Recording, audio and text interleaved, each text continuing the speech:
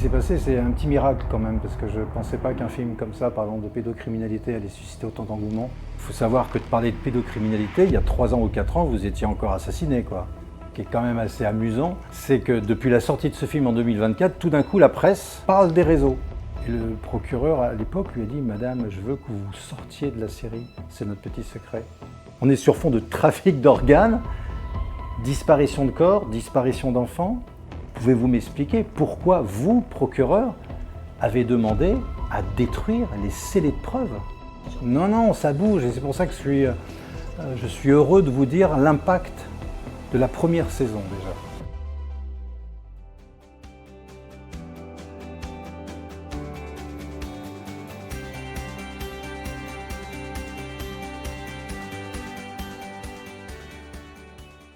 Bonjour Pierre Barnereas. Salut Santa. Merci d'accepter cette interview pour Essentiel News. Alors on s'est déjà vu à l'occasion de la sortie des Survivantes. Aujourd'hui il y a la série qui suit le film qui s'appelle C'est notre petit secret. Alors, je voudrais bien qu'on fasse un petit peu le point. On va peut-être commencer par les Survivantes et voilà, qu'est-ce qui s'est passé? Quel est l'impact du film, si on regarde en arrière, depuis sa sortie? Alors qu'est-ce qui s'est passé? Ce qui s'est passé, c'est un petit miracle quand même, parce que je ne pensais pas qu'un film comme ça, parlant de pédocriminalité, allait susciter autant d'engouement, autant un public qui a été vraiment... Enfin, on a eu des notes sur Allociné, je ne m'attendais pas qu'il y ait autant de critiques, il y a plus de 600 critiques. Et surtout, le plus encourageant, c'est que c'est un film qui a libéré la parole. Moi, mon seul objectif, c'était ça, c'est de casser le tabou, de parler pour la première fois au cinéma d'un sujet dont personne ne voulait parler, personne ne voulait voir ni entendre, parce que c'est vrai que c'est effectivement difficilement entendable, hein, qu'on puisse non seulement violer des enfants, mais tuer, qu'on puisse élever des enfants à tuer d'autres enfants, enfin c'est inentendable. Sauf que là, la réaction du public, ça n'a pas été une réaction de rejet, ça a été une réaction d'adhésion. C'est-à-dire que le public qui est venu voir ce film, il a été certes touché, il y a eu très peu de personnes qui sont sorties de la salle, aucune quasiment. Et surtout, c'est qu'il y a eu 40 000 spectateurs, c'est énorme, alors que c'est un film qui a été boycotté par les salles de cinéma, on a eu une séance par salle. C'est-à-dire que si les cinémas avaient joué leur rôle, je pense que le film aurait pu atteindre 1 million d'entrées sans aucun problème, et là il aurait été incontournable. Sauf que moi j'arrivais avec 2 casseroles derrière, Hold Up, voilà, enfin 2 casseroles, il n'y en avait qu'une, parce que c'est Hold Up, et après qui m'a complètement discrédité, comme vous le connaissez, vis-à-vis des salles de cinéma. Donc oui, c'est premièrement une belle réaction du public, deuxièmement, ça a brisé le silence, et c'est ce qui était recherché comme objectif, et moi j'ai reçu aujourd'hui, on en est à, aujourd'hui actuellement, de tous les témoignages qu'on a reçus, parce que c'est ça qu'il faut comprendre, c'est que c'est un film qui a libéré la parole, et on a entre 14 témoignages aujourd'hui qui corroborent tout ce que racontent notamment les victimes de réseau, donc ce qui est énorme. Donc oui, c'est une grande joie en fait de voir que ce film a réussi un petit peu à casser cette omerta, à casser le silence dans lequel étaient emmurées toutes ces victimes. Et merci quoi. Merci d'avoir fait. Et je veux quand même aussi remercier les salles de cinéma, parce que là je leur ai tapé dessus, mais merci à elles quand même, à toutes celles, et tous ces exploitants de salles qui m'ont fait confiance. Et grâce à qui ce film aujourd'hui a quand même eu un très très bon succès en salle. Que depuis la sortie de ce film en 2024, tout d'un coup la presse mainstream on va dire, parle des réseaux. Il faut savoir que de parler de pédocriminalité, il y a 3 ans ou 4 ans, vous étiez encore assassiné, quoi. Vous étiez assassiné pour tout un délire complotiste, tout ce qu'on veut. Maintenant, aujourd'hui, la presse, Libération, commence à sortir des réseaux à Paris, les réseaux de la rue du Bac. Ah tiens, il y a des réseaux? Étonnant. Donc, en fait, ce qui est bien, c'est que c'est un dossier qui est tellement important, qui touche tellement de monde qu'on ne peut plus ne pas en parler. Et c'est ça que je vois. Et c'est vrai qu'il y a beaucoup de livres également qui sont sortis, des livres de journalistes bien installés. Claude Ardide, quand même, qui travaillait, je crois, pour Charlie Hebdo, qui a fait une belle enquête sur les dérives, sur les dysfonctionnements au sein même de l'aide sociale à l'enfance. Donc voilà, ces livres arrivent et qui montrent que tout ce qu'on racontait, tout ce qui a été raconté depuis 2000 quand même. Il faut savoir que les premiers magazines de télé qui sont sortis sur ces réseaux, sur des meurtres d'enfants, sur des choses inentendables, ça remonte à il y a plus de 20 ans quand même. Donc pourquoi aujourd'hui, Tout d'un coup, la presse commence à parler de ces réseaux. Il y a différents réseaux qui ont été mis au jour là, il y a ces 6 derniers mois. Donc nous, on va bien sûr y revenir dans la saison 2 de C'est notre petit secret. L'important, c'est à la population de se saisir de cette thématique. C'est nos enfants. Je ne sais pas si vous imaginez. Moi, je pense qu'il n'y a pas pire que de s'attaquer à l'innocence d'enfants. Enfin, on ne peut pas rester inactif. Tous les journalistes devraient s'emparer de ce sujet. Pourquoi il faut attendre d'être sorti des médias mainstream pour s'intéresser à ce sujet? C'est quand même étonnant. Et quand je vois dans l'affaire Outreau, quand je vois dans d'autres affaires, comment la presse a pris le parti des pédophiles, enfin c'est pas entendable. En plus, sans être avec une objectivité qui n'a jamais été. L'affaire Outreau, c'est ça. L'affaire Outreau, les journalistes applaudissent quand Madame, comment s'appelle, Myriam Badoui, applaudissent quand elle parle d'innocence, quand elle est innocente, ils applaudissent tous, mais quand elle dit que ses enfants n'ont pas menti, elle n'est pas entendue. Tous les adultes dans l'affaire Outreau ont tous menti, ont tous changé de version. Les seuls qui n'ont pas changé de version, ce sont les enfants. Et qui ont été mis dans la place des accusés, dans le box des accusés. Enfin, l'affaire Outreau, je pense qu'il n'y a pas plus fascinant que cette affaire-là. Moi, j'ai eu la chance de rencontrer Jonathan Delay. Je me demande comment ce garçon fait encore pour rester debout avec tout ce qu'il a vécu. Et dès l'âge de 2 ans et demi. Avec tout ce qu'il a vécu, avec des maladies vénériennes. Enfin, c'est impensable. C'est impensable. Et moi, en termes de conscience, je ne comprends même pas comment un sujet comme ça, encore une fois, ne fasse pas la une de l'actualité de tous les journaux, de toutes les télés. Est-ce qu'il y a petit à petit des choses qui vont peut-être changer au niveau, ou est-ce qu'on le voit déjà justement au niveau du judiciaire, des médias mainstream, on n'en sait rien, du politique, on peut l'espérer, ne fût-ce que par exemple dans les dossiers concrets, par exemple, il y a des survivantes qui... Voilà. Ça bouge. Non, ça bouge. Et c'est pour ça que je suis heureux de vous dire l'impact de la première saison déjà. Pourquoi ? Parce que, notamment sur les 2 premiers volets, donc flagrant délit d'injustice, dans l'un des sujets, il y a une maman donc, qui a porté plainte pour inceste, pour viol de son nourrisson de 6 mois par son mari. Voilà, elle avait toutes les preuves. Hein. Cette mère qui a porté plainte s'est retrouvée forcément derrière voilà, c'est elle qui a été accusée après, donc il fallait rendre le nourrisson au père. Enfin, il y a des choses complètement invraisemblables.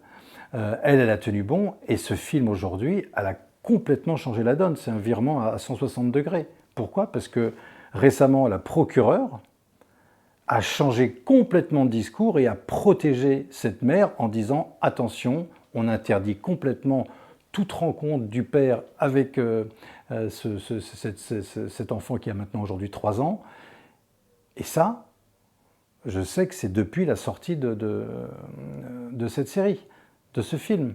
Et d'ailleurs, elle a été convoquée par le substitut du procureur il y a 2 mois. Et le procureur, à l'époque, lui a dit « Madame, je veux que vous sortiez de la série, c'est notre petit secret. » Donc ça faisait plaisir d'entendre ça. C'est-à-dire qu'elle a été convoquée par le substitut du procureur qui lui a demandé de sortir de cette série. Elle lui a pas demandé elle n'a pas téléphoné à TF1 ou à France 2 ou à M6, parce qu'il y a eu des petits sujets également qui ont été diffusés. Non, c'est sur la série. Et elle lui a répondu « Mais monsieur, c'est pas moi qui fais ce documentaire. Moi, j'ai accepté, bien sûr. Et vous savez que depuis 1789, il s'est passé quelque chose en France. Vous savez, liberté d'expression, des choses comme ça. Donc, il est où le problème ? Mais monsieur, vous savez, votre comportement, c'est quasiment un comportement de mafieux. Elle lui a dit ça en face. Pouvez-vous m'expliquer pourquoi vous, procureur, avez demandé à détruire les scellés de preuves ? Parce que quand il y a eu une intervention des gendarmes qui sont venus intervenir pour prendre son mari en flagrant délit avec un nourrisson de 6 mois dans les bras et des godemichets dans la main gauche, enfin, vous voulez quoi de plus ?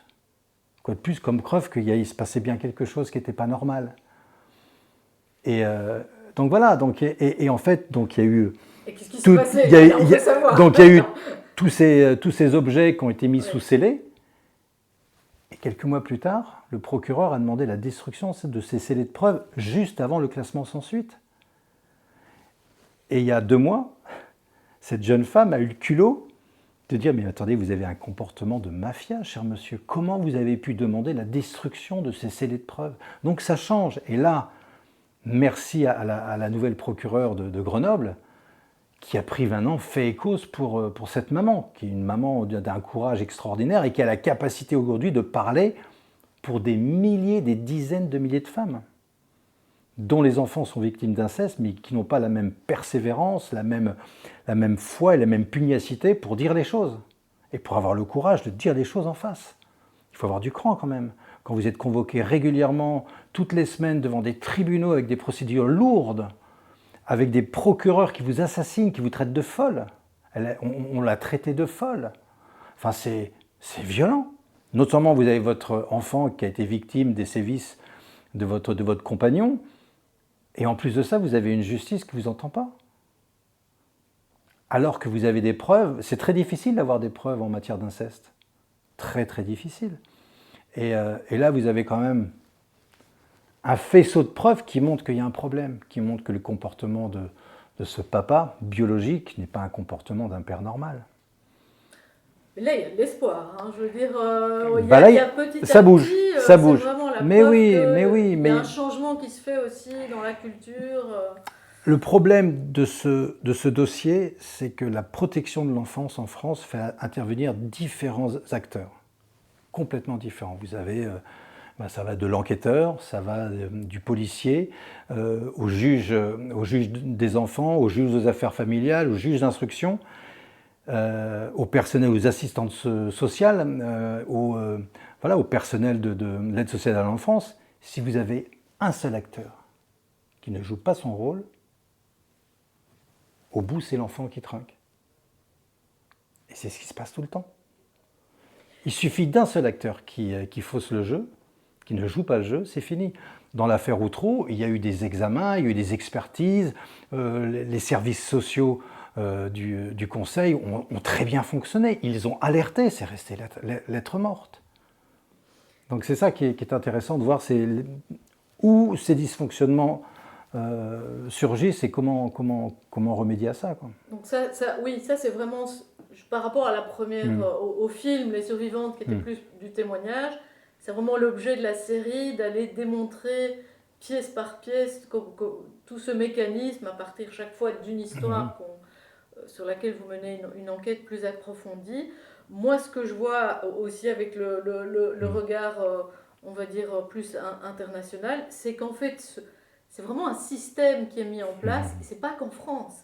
C'est le même système qu'on retrouve à peu près partout. Donc ça, c'est assez interpellant. Donc ça, peut-être ça mènera à... On va en parler justement dans la saison 2, parce qu'on va parler des réseaux, on va parler de l'affaire Epstein, on va parler du MK Ultra, comment tout ce système a été mis en place. Bien sûr qu'il y a une volonté. Parce que des dysfonctionnements qui se répètent comme ça régulièrement et qu'on voit un petit peu dans tous les pays, c'est qu'il y a forcément une volonté. Mais pourquoi ? Le pourquoi, moi je monte, je suis juste un simple journaliste, documentariste qui essaye de montrer. Après, l'explication, je ne peux pas la donner. Mais c'est vrai que rien que de montrer, de donner la parole à ces personnes qui ne l'avaient pas jusqu'à maintenant, il est là la question que je me pose toujours. Comment un sujet aussi important n'a pas été traité avant ? Moi, j'en ai conscience depuis quasiment 2010, 2011, mais j'ai mis du temps à me rendre compte que c'était un phénomène qui était juste, qui était incontournable pour tout journaliste digne de ce nom. Vous me disiez, dans l'échange que nous avions en préparant l'interview, vous me disiez un peu, en fait, on commence à tirer le fil de la pelote, et puis tout à coup, il y a des nouveaux dossiers qui apparaissent. On pensait avoir plus ou moins, on va dire, fait le tour d'une problématique. Voilà. Non, c'est... là, j'en veux pour preuve la dernière enquête là, que j'ai bouclée un petit peu dernièrement à Chambéry. On est sous fond de... Je ne vais pas tout révéler, mais sous fond de trafic d'organes. On est sur fond de trafic d'organes, disparition de corps, disparition d'enfants, et avec une question qui est quand même importante et que pose ce sujet et qui va être posée et qui est et avec des réponses également. est-ce que la France a participé au trafic d'organes à partir des années 90 jusqu'à 2017? C'est important comme question, c'est énorme. Est-ce que la France, à travers ses hôpitaux publics, a-t-elle participé à ce trafic d'organes?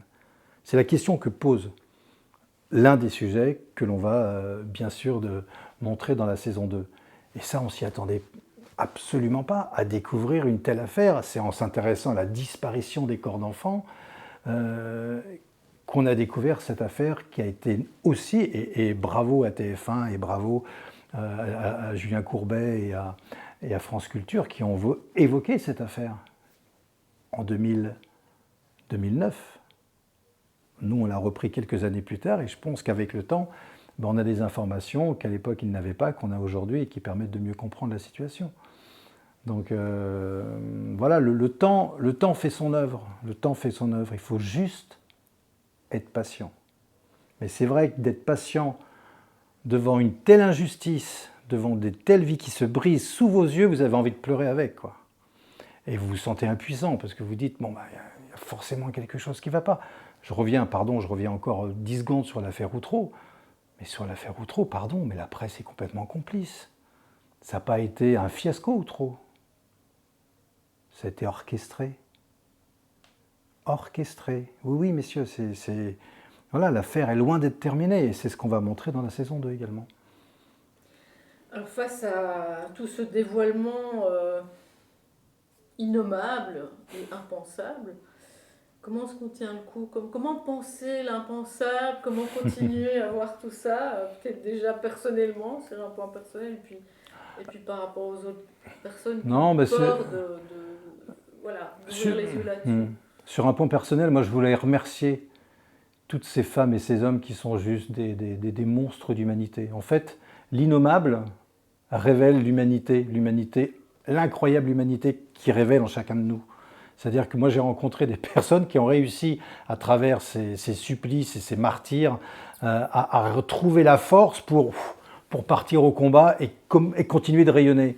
Ben ça, quand vous êtes témoin de ce genre de personnes, vous n'avez qu'une chose à dire, c'est à remercier, parce que non seulement vous vous enrichissez de cette force inouïe, et en même temps vous avez envie d'accompagner ces personnes tout en restant à votre place. Moi je suis juste un réalisateur qui essaye de montrer des choses, qui essaye de faire comprendre des choses, en plus sans aucun commentaire. Elle est là la force du sujet, c'est que dans ces 10-52 minutes de C'est notre petit secret, il n'y a aucun commentaire, il n'y a pas de place aux commentaires, parce que le sujet est tellement fort et les informations sont là, il y aura également toutes les preuves, on donne toutes les preuves dans ces 5 les preuves, les attestations, les preuves dont on parle dans le film on termine avec ça à la fin de chaque documentaire. C'est juste pour dire qu'il faut vraiment que cette thématique soit vraiment la priorité aujourd'hui de la population, qu'elle s'intéresse, qu'elle prenne à bras le corps.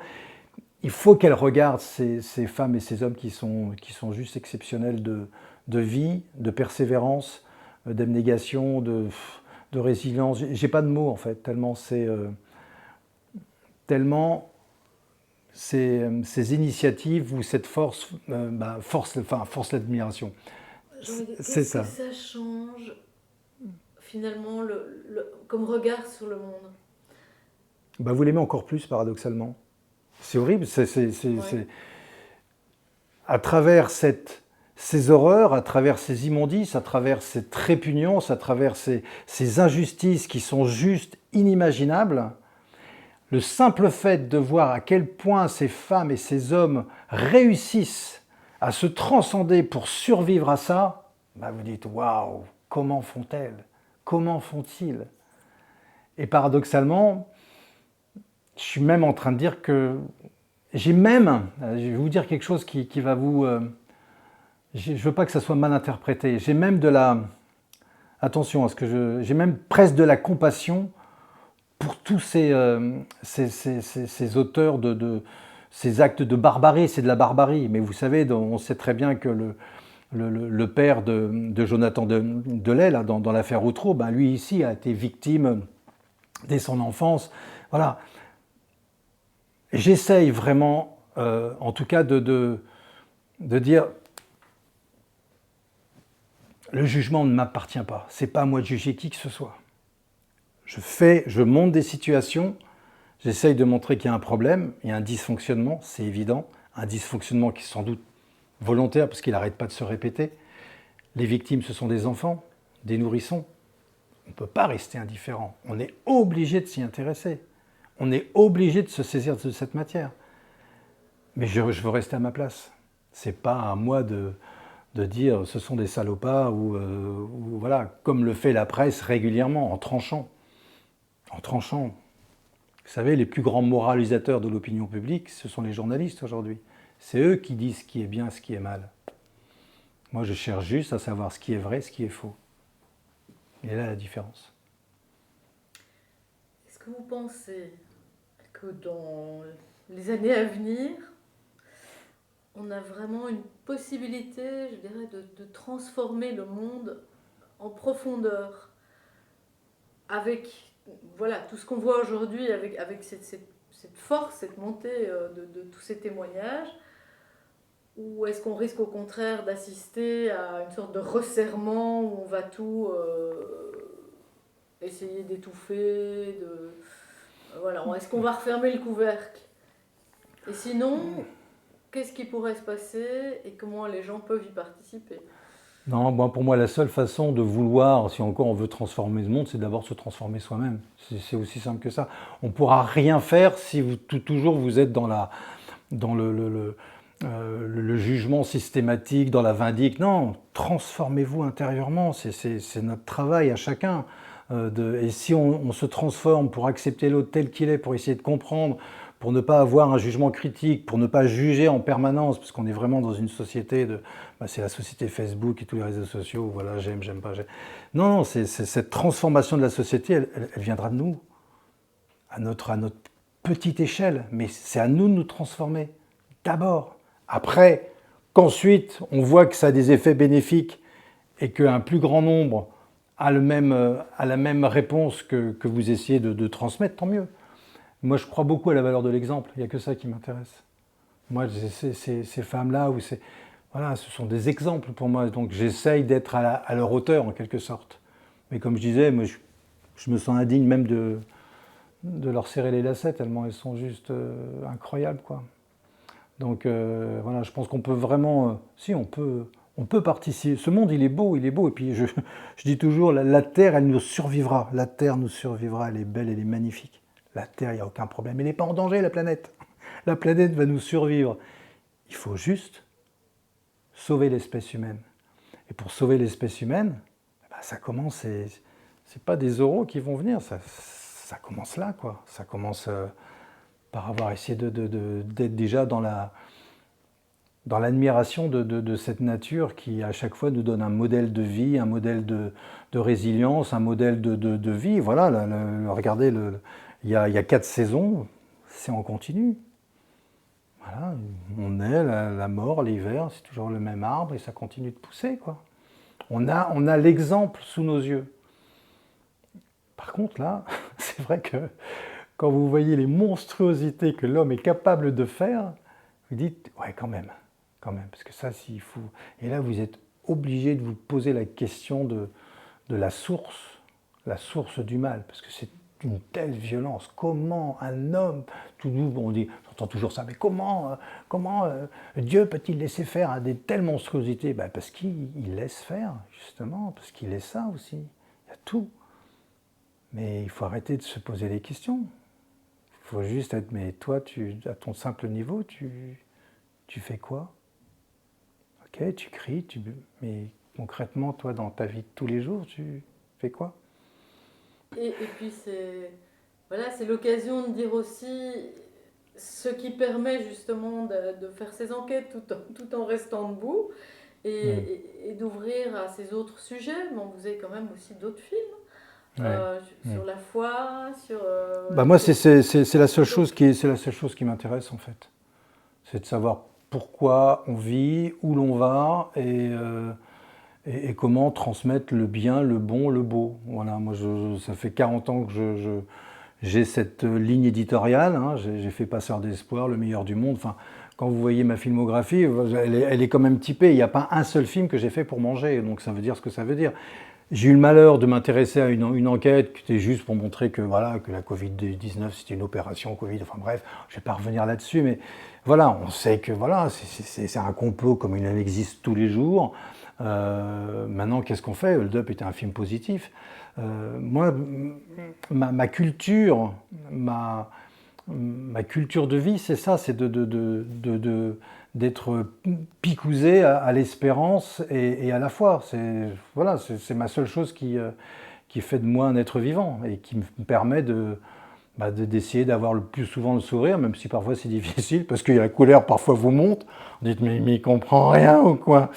Voilà, non, rester à hauteur d'homme et garder le fait que voilà, on va tous au même endroit. C'est ce que je dis à tout le monde, tous nos dirigeants, on va tous au même endroit, les enfants, hein, tous au même endroit. On va tous mourir un jour ou l'autre, n'en déplaise à chacun. Et c'est pour ça on va faire une belle enquête sur Citizen Light, sur les corps imputrescibles, parce que c'est à l'heure de l'euthanasie, à l'heure où voilà, on n'en a plus rien à faire du trafic d'organes, et ben ouais, il y a des corps, une centaine de corps qui sont imputrescibles. Et ça devrait questionner tout le monde. Il n'y a jamais eu d'enquête là-dessus. Un corps qui, après 100 ans ou 50 ans, il est intact. Quand vous voyez le corps du fameux moine italien, Padre Pio, vous avez l'impression qu'il est en train de dormir à votre côté. Il a les mains toutes noires et sa tête, vous n'avez qu'une seule crainte quand vous passez devant la vitrine derrière le corps, c'est qu'à un moment l'œil s'ouvre parce que coucou, je suis là. Parce que c'est vraiment impressionnant, mais je vous invite à aller le voir dans cette. Je ne sais plus où il est.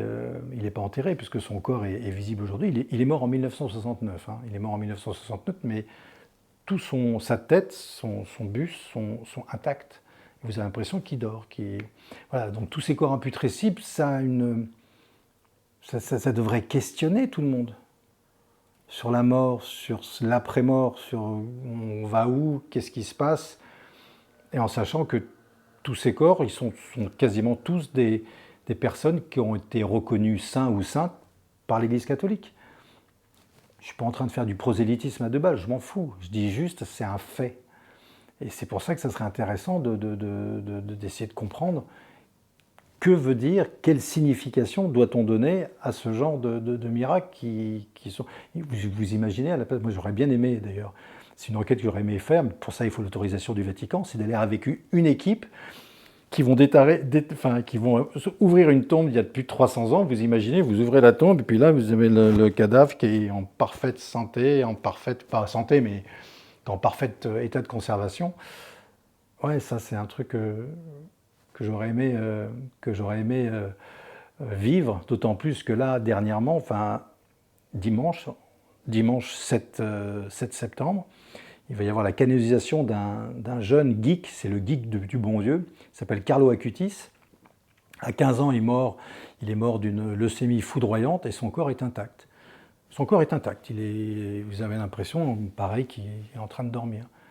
Et l'histoire de ce gamin qui a réussi en quelques années, parce que c'est un passionné d'informatique, à monter des grosses expositions numériques sur les miracles eucharistiques, je vous invite à lire ce qu'il disait. Il y a une phrase que j'aime beaucoup et qui m'inspire encore aujourd'hui. Il disait « Nous naissons tous comme des originaux, mais malheureusement, la plupart d'entre nous mourront comme des photocopies. » C'est puissant. Oui. Un dernier message peut-être pour les gens qui nous écoutent. Qu'est-ce que vous leur conseillez d'aller voir aujourd'hui à Citizen Light? Le soleil. Regardez le soleil, regardez le ciel, même s'il est zébré par la folie des hommes.